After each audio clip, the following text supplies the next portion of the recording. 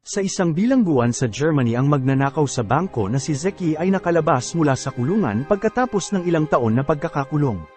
Bumili ito ng maraming beer bago nakipagkita sa kanyang kaibigan na si Zeynep na gumawa ng ilang pagbabago sa kanyang sasakyan. Nagtanong si Zeki tungkol sa milyong euro na ninakaw nito bago siya nakulong at ipinaliwanag ng babae na itinago niya ito sa isang ligtas na lugar. Dinala nito si Zeki sa isang paaralan at binigyan siya ng teleponong may lokasyon na ka-record sa GPS, ngunit nang sinundan ni Zeki ang direksyon at tuklasan nito na may ginagawang gym sa ibabaw ng paghuhukayan niya. At ilang sandali pumunta si Zeki sa bar na pinagtratrabahuhan ni Zeynep at agad na sinuntok siya ng may-ari at ipinaalala kay Zeki na may utang siyang 2,000 euro.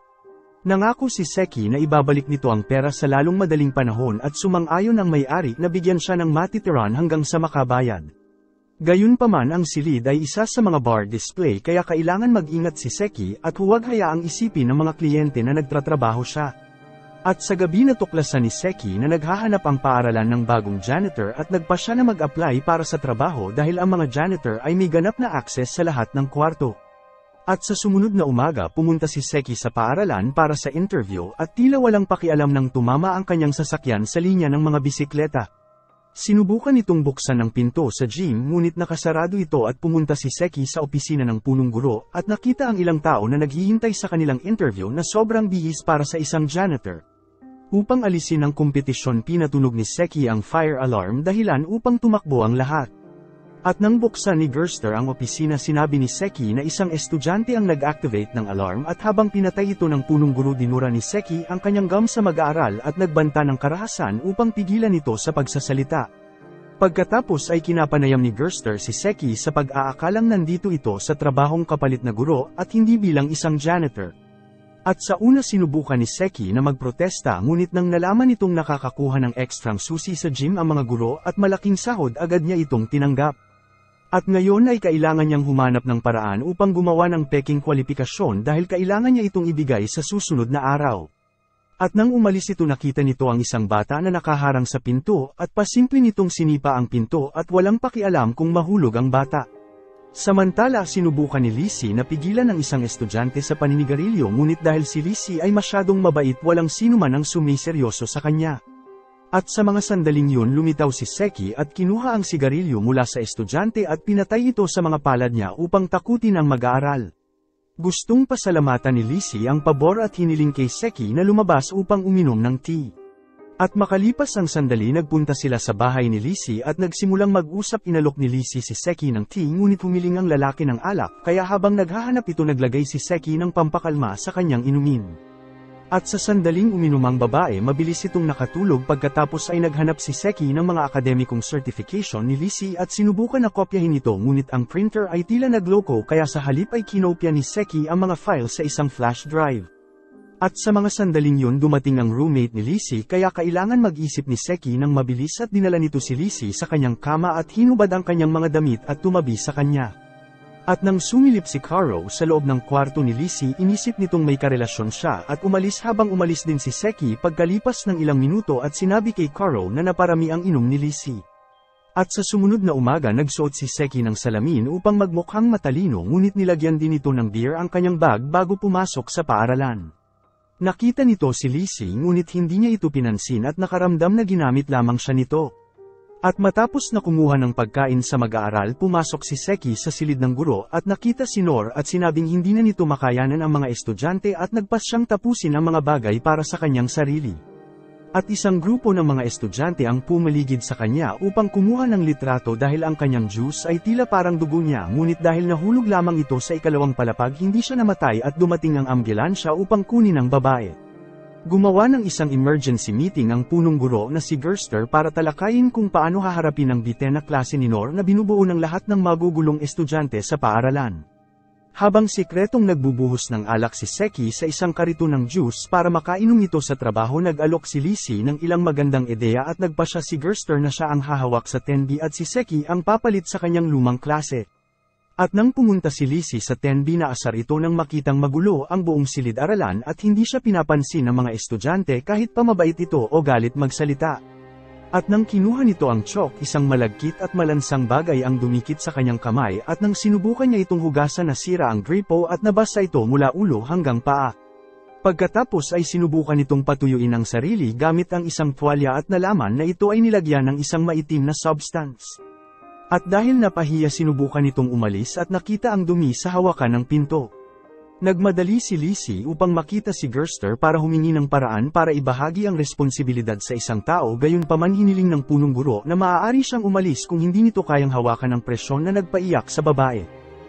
Samantala kinilabutan si Seki sa kung paano kumilos ang dating klase ni Lizzie at sa halip na turuan sila inutusan nito ang mga estudyante na dalhin ang kanilang paboritong pelikula araw-araw para mapanood nila sa klase at ang mapipili na may pinakamahusay na pelikula ay makakakuha ng mataas na marka. Patuloy din nitong kinukuha ang pagkain ng mga estudyante at nagbabasa ng magazine sa natitirang oras ng klase. At sa kinagabihan kumuha si Seki ng maraming tool at ginamit ang susi ng mga guro upang pumasok sa gym kung saan nagsimulang itong maghukay para sa kanyang pera. Naglagay ito ng maliit na sensor na magsasabi sa kanya kung may papasok sa lugar. Samantala inayos ni Caro ang kanilang printer na nagtapos sa pagprint ng mga akademikong resulta ni Lizzie at sa pagtitingin sa detalye ng computer nalaman nilang si Seki lang ang gagawa nito habang natutulog si Lizzie. At dahil naghihinala pumunta si Lizzie sa paaralan sa opisina ng punong guro at nalaman nito na inabot ni Seki ang sarili nitong papeles na binago ang pangalan. Ang sensor ni Seki ay nagsasabi na mayroong tao sa malapit at pumunta ito upang tignan at nakita nito si Lizzie. Nagalit si Lizzie sa paggamit nito sa kanyang diploma at nagbanta na pupunta sa pulisya at tinanong ni Seki kung magkano ang kailangan nito, ngunit ang gusto lamang ni Lizzie ay mabalik ang kanyang dating klase. At sa sumunod na umaga hiniling nila sa punong guro na magpalat sila ng klase na tinanggap ng babae pagkatapos nito magmakaawa. At sa unang pagkakataon na pumasok si Seki sa 10B nakita nito ang ari ng lalaki sa board at nang sinubukan nitong kunin ng isang bagay mula sa aparador ang kanyang kamay ay nahuli ng mousetrap at bumagsak ang isang itim at malansang bagay sa kanya. At habang tumawa ang mga mag-aaral umupo si Seki sa kanyang mesa upang tumawag ng roll call. Ngunit sabay-sabay nagtaas ng kamay ang mga estudyante kahit anong pangalan ang tawagin niya. Nang sinubukan ni Seki na tumayo natuklasan nitong may superglue ang upuan at kailangan punitin ang kanyang pantalon. At dahil napagod pumunta si Seki sa kanyang sasakyan upang umalis ngunit sa paglagay nito ng kanyang susi ay na-activate ang isang prank na tumakip sa kanya ng mga balahibo. Nakita ito ni Gerster sa mga security camera at tinawag si Seki sa opisina at nakita ang kanyang punit na pantalon. At sa kinagabihan nagpatuloy si Seki sa paghuhukay at ginamit ang mas malaking tool at nagpalit ng damit upang pumasok sa klase sa umaga. Napansin nito na nawawala ang ilan sa estudyante ngunit may dala itong paintball gun. Mabilis itong lumabas at nagsimulang pagbabarili ng mga tamad na estudyante at perpektong tumama ang lahat ng kanyang tira kahit pa nasubukan ng mga estudyante na tumakas sa pamamagitan ng pag-akyat sa bakod. At sa oras na nasa loob na ang lahat sinabi ni Seki na gusto lamang niya na manatili silang tahimik sa klase niya at wala itong pakialam kung mag-aaral sila o hindi. At ilang sandali dumating si Lizzie upang humiram ng chalk at napansin na umiiyak ang isang estudyante at nang sinabi niya kay Seki ang tungkol dito sinabihan nito ang babae na umiyak ng tahimik. At sa kinagabihan ang paghuhukay ni Seki ay naantala ng tumawag ang may-ari ng bar upang paalisin siya sa club. At nang ilagay nito ang kanyang gamit sa sasakyan aksidente nitong nabasag ang bintana at mas pinalala pa ito nang magsimulang umulan kaya hindi ito makakapagpalipas ng gabi sa kanyang sasakyan. At ilang sandali nakarinig si Lisa at Caro ng ingay sa labas at kumuha ng ilang bagay upang ipagtanggol ang kanilang sarili bago lumabas upang tignan ito. At sa oras na makita nila ang lalaki inatake nila ito at natuklasan na ito ay si Seki. Tinanggap ni Lizzie na manatili ito sa kanyang bahay ngunit dapat nitong turuan ang mga estudyante ng totoo at binigyan din siya ng ilang libro upang maghanda ng tamang klase. Pinayuhan din siya ni Caro na kontrolin ang pinuno ng klase dahil kung igagalang siya nito ang iba ay malamang susunod. At upang maghanda binasa ni Seki ang lahat ng profile ng kanyang estudyante at natuklasan na karamihan sa kanila ay mga micro na kriminal. At sa swimming class binabaliwala ng mga estudyante si Lizzie sumama si Seki sa kanila at itinapon ng babae sa pool nang walang babala na ikinatakot ng iba na sumali sa klase. At nang mag-away ang dalawang lalaki sinubukan ni Seki na pigilan sila at inatake ito bilang resulta. At dahil sa galit itinulak nito ang estudyante sa pool at pinanatili siya sa tubig hanggang sa humingi ito ng tawad at umalis ng umiiyak. At pagkatapos ng klase tinawagan ni Lizzie ang ama ng bata upang kumbinsihin na huwag magreklamo ngunit sa palagay ng ama ng bata na kailangan ng kanyang anak ng mas yusig na pagtuturo at sumang-ayon sa kanilang pamamaraan. At sa tanghalian dinala ni Seki si Lizzie sa club ni Zeynep at nalaman na ang mga pinuno ng klase ay gustong maging mga drug dealer at mananayaw sa club sa hinaharap kung kaya't ayaw nilang mag-aral ng mabuti. At sa gabing yun nakatanggap si Seki ng alok sa kanyang kriminal na kaibigan na muling magnakaw ngunit tinanggihan niya ito. At habang naghuhukay sa gym nakita ni Seki ang isang time capsule na nakabaon ng ilang taon na may sulat mula sa mga nakaraan estudyante kasama na ang nakakabatang Lizzie. Meron din larawan at liham na nagpapahayag kung gaano kaimportante para sa kanya ang maging isang guro balang araw na labis nagpaantig kay Seki. Naglasing ito at tumingin sa display ng mga tropeo sa paaralan at galit na binasag ang salamin ng napagtanto nito nagkaroon siya ng masamang buhay dahil hindi siya sinuportahan ng mga magulang niya noong bata siya. At kalaunan ay nakatulog si Seki sa kanyang mesa at sa umaga sinamantala ito ng mga mag-aaral upang bigyan siya ng makeover. Ang lahat ay pinagtawanan siya dahil sa kanyang makeup sa mukha maliban kay Lizzie na dinala siya sa banyo at nagsimula itong magsuka at hindi rin tumawa nang makita ang mensaheng iniwan sa kanyang likuran. At sa sumunod na araw dinala ni Seki ang kanyang klase sa isang educational tour sa bahay ng isang drug dealer na kasuklam-suklam at marumi at ang lalaki ay tila wala sa sarili. Dinala rin niya ang mga ito upang makita ang ilang nagtatrabahong babae na ang kondisyon ng pamumuhay ay hindi maganda. Nasaksihan ng mga estudyante kung ano ang itsura ng isang aktwal na kriminal at sa wakas ay nagpasya silang pumili ng ibang tatahakin na kapalaran. Kaya pinayuhan sila ni Seki na sumali sa drama club at nang bumalik sila sa paaralan sinabi rin ito sa isa sa mga babae na siya talaga ay may mataas na marka at maaari pa siyang lumaktaw ng 1 taon at ang kanyang pag-uugali lamang ang pumipigil sa kanya. Upang mapabuti kailangan niyang sumali sa science club kaya pinayuhan siya ni Seki na kaibiganin ang mga nerd. Napansin ng batang babae ang isang away at mabilis na tumungo at ginamit ang kanyang pagiging bruha upang ipagtanggol ang mga nerd mula sa mga sikat na estudyante na gumugulo sa kanila. Madali itong nanalo sa away at nang napatunayang pala kaibigan ng mga nerd hiniling nito sa kanila na payagan siyang sumali sa science club na mabilis nilang tinanggap. At makalipas ang ilang sandali karamihan sa klase ng 10B ay nag-audition para sa isang Romeo at Juliet na dula at sila ay talagang mahuhusay. Gayunpaman palagay ni Seki na ang dula ay masyadong boring at ang lumang pananalita ay hindi maiintindihan at dahil hindi ito tumitigil sa pagrereklamo ang guro na namamahala sa drama club ay huminto at walang pagpipilian si Seki kundi ang pumalit. Siya at ang mga mag-aaral ay nagpasya na muling isulat ang dula at gumawa ng isang bago at nakakaaliw na bersyon. At sa paglipas ng linggo patuloy na naghukay si Seki sa tunnel ng gym ngunit nagsimula din itong mahulog kay Lizzie habang mas maraming oras silang magkasama. Napamahal din ito sa kanyang mga estudyante na nagsimulang kumilos ng maayos sa ilalim ng kanyang pagtuturo at ngayon ay siniseryoso na niya ito. At sa isang araw inilabas sa internet ang mga rating ng guro na ibinibigay ng mga mag-aaral at nadismaya si Lizzie dahil hindi pa ito napipili sa kahit anong kategorya. Sinubukan siyang aliwin ni Seki at ipinaliwanag na para magustuhan siya ng mga mag-aaral dapat siya makita bilang isang cool na guro. Upang matulungan siya dinala ni Lizzie at Seki ang kanyang mga estudyante sa isang istasyon kung saan nagpinta sila ng graffiti sa isang tren. Mas sumaya si Lizzie kaysa sa inaasahan at pinahanga ang mga mag-aaral sa isang napakagandang likha ng sining. At sa kasamaang palad ng mga pulis ay dumating at naputol ang kanilang kasiyahan kaya kailangan tumakbo ng lahat ngunit isinasaalang-alang ni Lizzie ang isang magandang gabi. At kinabukasan lahat ng estudyante ay nagsimulang itrato siya ng mabuti at nakikinig na sa kanya at nagbigay ito ng mahusay na klase na nagpahanga kay Gerster. At sa kanilang field trip dinala nila ang mga mag-aaral sa isang farm para sa isang proyekto. Ang mga bata ay nilalaro ang mga tool na ginagamit sa proseso ng pagsasaka na kinabibilangan ng baril na may hormone injection. Sinubukan nilang mang-prank sa bawat isa ngunit sa halip ay aksidente nilang tinamaan si Lizzie. At kailangan siyang buhatin ni Seki pauwi at panoorin itong nababaliw sa pananabik habang ang hormone ay nagpapakilo sa kanya na parang aso na naghihid. At nang makita ito ang kapatid niyang si Laura ay nagsimulang mag-alala dahil ang mga tao mula sa Child Services ay darating. At lumalabas na pumanaw ang kanilang magulang at si Lizzie ang nag-aalaga kay Laura mula noon ngunit kapag nakita siya sa ganitong kalagayan ay maaari nilang kunin si Laura sa kanya nang biglang nawala ng malay si Lizzie dahil sa side effect ng hormone. At nang nagising ito nakita nito si Seki at Laura na nakikipag-usap sa isang opisyal mula sa Child Service at sa gulat nito nagpanggap si Seki bilang maalagang kasintahan ni Lizzie at hinalikan pa siya upang mapaniwala ang mga ito. Masarap silang kumain kasama ang mga opisyal na humanga sa husay ni Seki sa pagluluto at sa katotohanang nakakuha si Laura ng isa pang guro kaya napagpasyahang manatili si Laura na manirahan doon.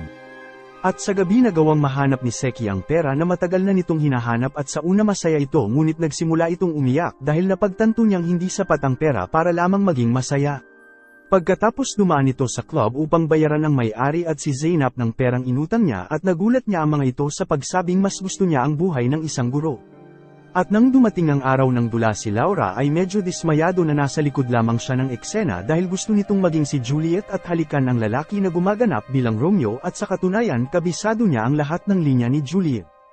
Nagpa siya si Seki na tulungan siya at nagbuhos ng pulbos sa inumin ng aktres dahilan upang sumama ang pakiramdam nito. At ngayon ay maaari nang pumalit si Laura bilang Juliet at nang magsimula ang dula pinakita na binago nila ang dialogo sa makabagong salita at ang setting ay ginawa sa modernong abstract ngunit nagustuhan ito ng publiko at tinawanan ang mga modernong salita at itinuturing itong magandang biro. Nahalikan ni Laura ang kanyang crush at sa pagtatapos ng araw nakuha ng dula ang pangalawang pwesto sa kompetisyon. At sa umaga ipinakita ni Seki ang gadget na ginawa ng Science Club kay Gerster na labis na humanga at inalok si Seki ng permanenteng posisyon kung gusto niya. At sa gym isang mag-aaral ang nagsagawa ng mataas na pagtalon ngunit nang bumagsak ito sa mattress siya ay lumubog at naipit.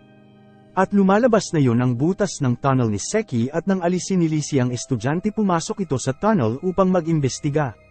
At nang marating nito ang dulo nakita nito si Seki na bumalik upang takpan ang butas at siya ay nasa telepono at tinatalakay ang lahat ng nangyari kay Zeynep at nalungkot si Lizzie nang marinig nito ang katotohanan at pakiramdam na ginamit siya ni Seki. Mabilis siyang sinampal nito at sinabing umalis na siya sa trabahong ito o tatawag siya ng pulis. At dahil nabigo magpaliwanag na mabuti na siyang tao pumayag si Seki na umalis. At sa club hindi nito mapigilan na tumingin sa isang pencil case na pinirmahan ng mga estudyante para sa kanya.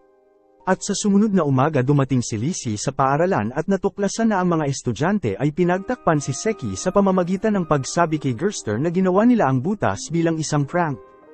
At ngayon ang malaking pagsusulit para sa klase ng 10B at bago ito magsimula kumuha ang mga mag-aaral ng iba't ibang larawan at tinitigan sila. Si Lizzie ay nalito at pinaliwanag ng estudyante na pinayuhan sila ni Seki na magdala ng larawan kung ano ang pinakagusto nila para mapanatili silang may motibasyon. At tila may dala rin si Seki na nasa kanyang drawer at nang tignan nito ni Lizzie nagulat ito na makita ang kanyang larawan na inilagay nito sa time capsule. At sa puntong yun dumating si Zeynep na may dalang liham para kay Lizzie at sinabing nalulungkot ito dahil sinira niya ang kanyang tiwala at pinaliwanag na nagpa siya itong magsimula na ng bagong buhay kaya ibinigay nito ang lahat ng pera upang ipagawa ang gym. Sinabi ni Zeynep na dahil hindi makakakuha ng bagong trabaho si Seki gamit ang peking papeles pupunta ito upang muling magnakaw sa bangko. Habang sinasabi ni Nor kay Gerster na hindi na ito babalik sa pagtuturo sinubukan ni Lizzie na tawagan si Seki ngunit ang tawag ay dumiretso sa voicemail. Pagkatapos ay hiniling nito sa Science Club na gamitin ang kanilang proyekto para makausap si Seki dahil ang gadget ay nasa likod ng sasakyan ni Seki. Gayunpaman nang nakipag-ugnayan si Lizzie kay Seki sinira ng kasama niya ang machine at sa kabutihang palad nakita ng ilang mag-aaral si Seki at humiling ng tulong sa kanya. Sinabi ni Seki sa kanyang partner na hindi na ito babalik sa buhay kriminal at umalis kasama ang mga mag-aaral na nagparamdam kay Seki ng tuwa nang hinawakan nila ang kanyang kamay. Samantala pumunta si Seki kay Lizzie at ibinigay ang isang kahon na sa tingin ng babae ay isang uri ng ninakaw na bagay na dapat niyang itago. Gayunpaman nang tumakbo ito aksidenteng nabuksan ang box at nakita nito ang isang dress na may bulaklak sa loob. Hiniling ni Seki kay Lizzie na maging kadate niya sa prom at tinanggap ito ni Lizzie bago sila maghalikan.